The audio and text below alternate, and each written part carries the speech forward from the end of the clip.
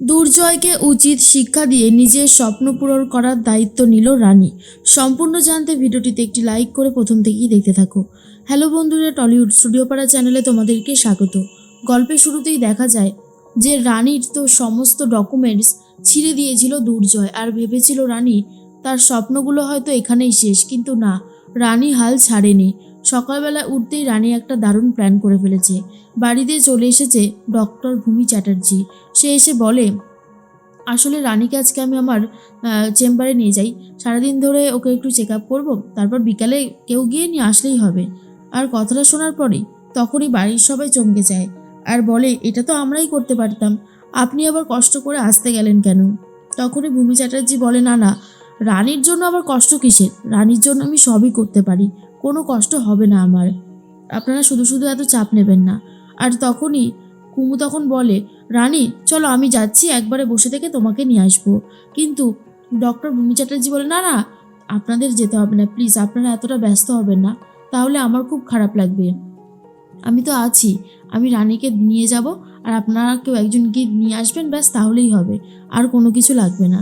এর মধ্যেই তখনই পিঙ্কি বৌদি বলে, আজ তো আমারও খুব একটা কাজবাজ নেই, আমি গেলেই তো হয়।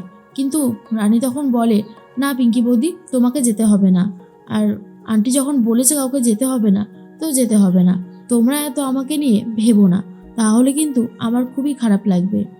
এর মধ্যেই তখনই বারবার করে একটা কথাই রানী ভাবতে থাকে, স্বপ্ন পূরণ করার জন্য যদি মিথ্যে বলতে হয়, তাহলে সেটা বলার জন্যও আমি রাজি আছি। দেবু তখন বলে, রানী সত্যি তুই পারবি তো? দেখ, না হলে কিন্তু আমি যাচ্ছি। রানী বলে, না দেবু, তোকে যেতে হবে না, আমি পারবো, আমার নিজের ওপর সেই বিশ্বাসটা আছে, কোনো অসুবিধা হবে না। এরপর যখনই ভূমি চ্যাটার্জি রানীকে নিয়ে বেরোতে যাবে, তখনই চলে এসেছে দুর্জয়। দুর্জয়কে দেখার পর ডাক্তার ভূমি চ্যাটার্জি বলে, আসলে দুর্জয়, বলছিলাম আমি আজকে রানীকে নিয়ে গিয়ে আমার চেম্বারে পুরো চেক আপ করতে চাই, আর আমি এখন নিয়ে যাচ্ছি, বিকালবেলা কেউ নিয়ে আসলেই হবে, এটুকু পারমিশন পেতে পারি তো? ডাক্তার দুর্জয় সেনগুপ্ত বলে, হ্যাঁ হ্যাঁ নিশ্চয়ই, কেন পাবেন না, অবশ্যই আপনি ওকে নিয়ে যান, আর কোনো অসুবিধা নেই। তখনই শুক্লা বলে, ভালো তো, যাও ভালো করে চেক আপ করে এসো, এর থেকে ভালো কিছু তো আর হতেই পারে না, তাই না?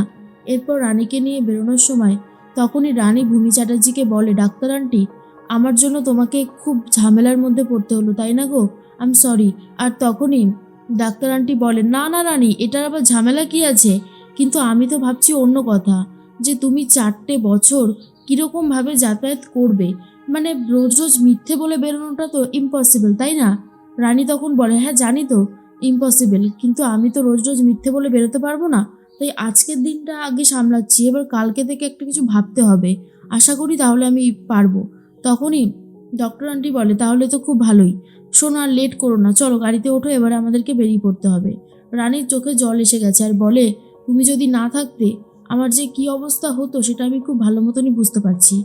এরপরেই ডক্টর আন্টি বলে, একদম ভেঙে পড়বে না, তোমার সাথে আমি আছি, তুমি আমার মেয়ের মতো, আমি তো আগেই বলেছি, ওঠো গাড়িতে ওঠো। গাড়িতে করে চলে যাচ্ছে দুজন মিলে। পিঙ্কি বৌদি সবটাই দেখে আর ফোন করবে বলে ঠিক করেছে অনিশাকে। অনিশাকে ফোন করে, কিন্তু অনিশা তখন কাজে ব্যস্ত। এরপরে অনিশা যখন ফোনটা ব্যাক করেছে, তখন ফোনটা বাজতে থাকে। এরপর দেবু বলে, এ কি, বর্দিভাইয়ের ফোনে এটা কি নাম লেখা রয়েছে বাচ্চার, এটা মানেটা কি আবার? ফোনটা ধরবো না বাবা, আবার এসে যদি কিছু বলে। এরপর পিঙ্কি বৌদি বলে, এ কি দেবু, তুমি আমার ফোন নিয়ে কী করছো? হ্যাঁ, জানো না ফোনটা পার্সোনাল জিনিস, দাও দাও, বলেই ফোনটা নিয়ে সাইডে সরে যায়। আর তখনই অনিশা বলে, বলো বড় বৌদি, নিশ্চয়ই রানী এখন কান্নাকাটি করছে, আহারে মেয়েটার জন্য না আমার খুবই খারাপ লাগছে। আর তখনই পিঙ্কি বৌদি বলে, তুমি ওই আশাতেই থাকো অনিশা। এদিকে ডক্টর ভূমি চ্যাটার্জি সকাল সকাল রানীকে নিয়ে গেল নিজের চেম্বারে, নাকি সারাদিন চেক আপ ফেক আপ করবে, আর তারপর বিকালে আমাদের কাউকে গিয়ে নিয়ে আসতে বললো। ব্যাপারটা বুঝতে পারলে তো? আজকে আমার মনে হয় যেটা, যে রানী ডক্টর ভূমি চ্যাটার্জির চেম্বারে যাবেই না, ও হয়তো কলেজে যাবে ক্লাস করার জন্য, এমনটা তো হতেই পারে, তাই না? অনিশা বলে, ঠিক আছে বড় বৌদি, তুমি চিন্তা করো না, আমি পুরো ব্যাপারটা সামলে নিচ্ছি, দেখে নিচ্ছি রানী কোথায় গেছে। এরপরেই দুর্জয় তখন চলে এসেছে আর বলে, কিরে এখানে দাঁড়িয়ে রয়েছিস? অনিশা বলে, 1 মিনিট।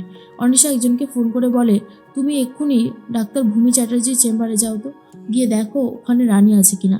এমনভাবে আস্তে আস্তে কথা বলে দুর্জয়ের কান পর্যন্ত পৌঁছায়নি। এরপরেই দুর্জয় বলে, কার সাথে কথা বলছিলিস? তখনই অনিশা বলে, হ্যাঁ রে, রানী কোথায়? বাড়িতে রয়েছে তো নাকি? আসলে রানীর জন্য তুই আগের দিন যেভাবে চিন্তা করছিলিস আর ভুল প্রেসক্রিপশন লিখলি তাই আর কি। দুর্জয় বলে, হ্যাঁ একটা তো ভুল হয়েছিল, তবে আশা করি আর সেই ভুলটা হবে না। এবার থেকে আমি মন দিয়ে কাজ করব, কোনো অসুবিধা হবে না। আমি বরং আমার চেম্বারে গেলাম বলেই চলে যায়। অনিশার কাছে ফোন এসেছে, আর তখনই অনিশা বলে, বলো সত্যিটা। তখন সত্যিটা জেনে গেছে অনিশা যে ডাক্তার ভূমি চ্যাটার্জির চেম্বারে তো যায়নি রানী, গেছে ক্লাস করতে। এর মধ্যেই দুর্জয়ের কাছে গিয়ে অনিশা বলে, জানিস তো, রানী কিন্তু ক্লাস করতে গেছে, ডক্টর ভূমি চ্যাটার্জির চেম্বারে যায়নি। কথাটা শোনার পরই দুর্জয় বলে, এসব তুই কি আজে বাজে কথা বলছিস? দেখ, তোর কথা আমি বিশ্বাস করতে পারছি না। তখনই অনিশা বলে, সে তুই বিশ্বাস করতে পারছিস না সেটা অ্যাবসলিউটলি তোর ব্যাপার, কিন্তু যেটা সত্যি সেটাই বলেছি।